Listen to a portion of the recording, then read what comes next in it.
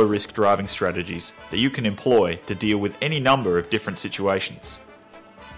The challenge that you face is, how do you teach these skills to a learner driver?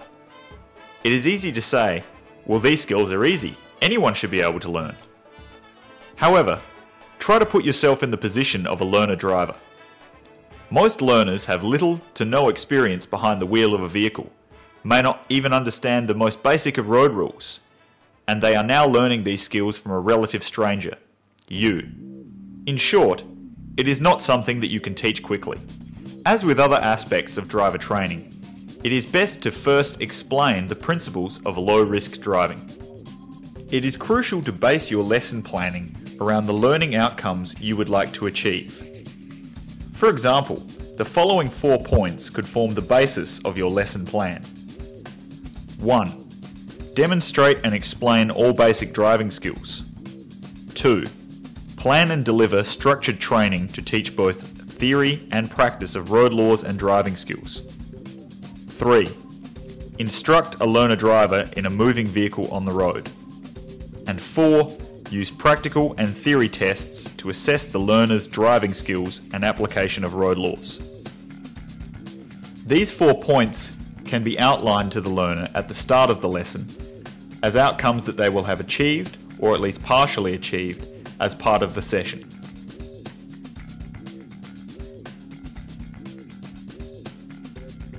The following is a method that you could use to teach new learner drivers new skills by demonstration. 1. Explain the new skill to the learner. Use questioning to find out what they already know, and find out whether or not they've done this before. 2. Demonstrate what you do at a normal speed. Make sure the learner can see exactly what you are doing. Don't talk too much to distract them from observing your actions. 3. Do a slow version of the demonstration with descriptions and explanations of every stage. 4. Check their understanding by questioning after the slow demonstration or repeating the slow demonstration while the learner provides the description of what you were doing.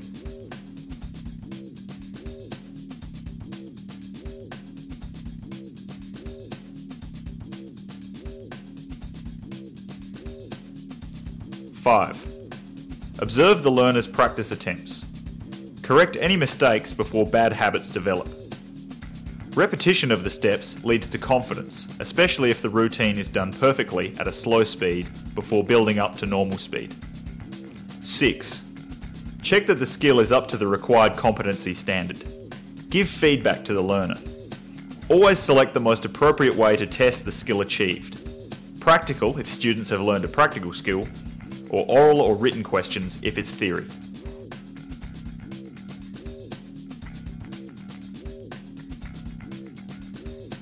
Commentary driving involves giving your learner driver instructions at the appropriate time. Commentary driving should include information based on 4 elements. 1. Road law. 2. Road conditions. 3. Road craft.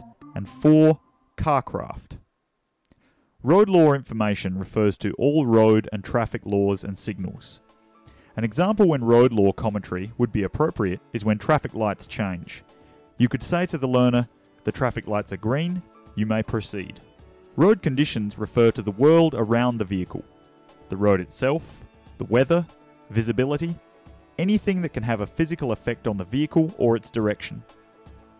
An example of road condition commentary is when a road has a number of blind intersections. You could say to the learner, be careful, this road has a number of blind intersections, so proceed with caution. Road craft commentary is about how somebody is driving. An example of this is when a learner is driving in traffic. You might remind them about the 3-second rule and maintaining a safe following distance. Car craft commentary refers to a learner's operation of the vehicle. An example of where car craft commentary would be appropriate is when a learner driver is shifting gears by slamming the gear stick into the next gear. You could remind them that shifting gears should be a smooth and casual operation and not a forced, jerky maneuver. Finally, you should take the following into consideration when giving commentary to your learner driver. 1. Plan well ahead to allow the learner time to implement the action. 2.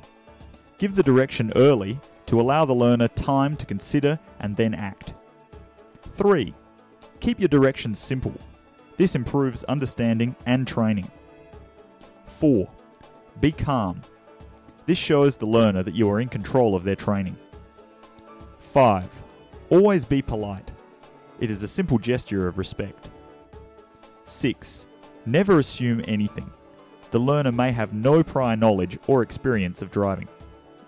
If you keep these things in mind, your instruction and the learner's training will improve, allowing everyone to have a better and more enjoyable experience.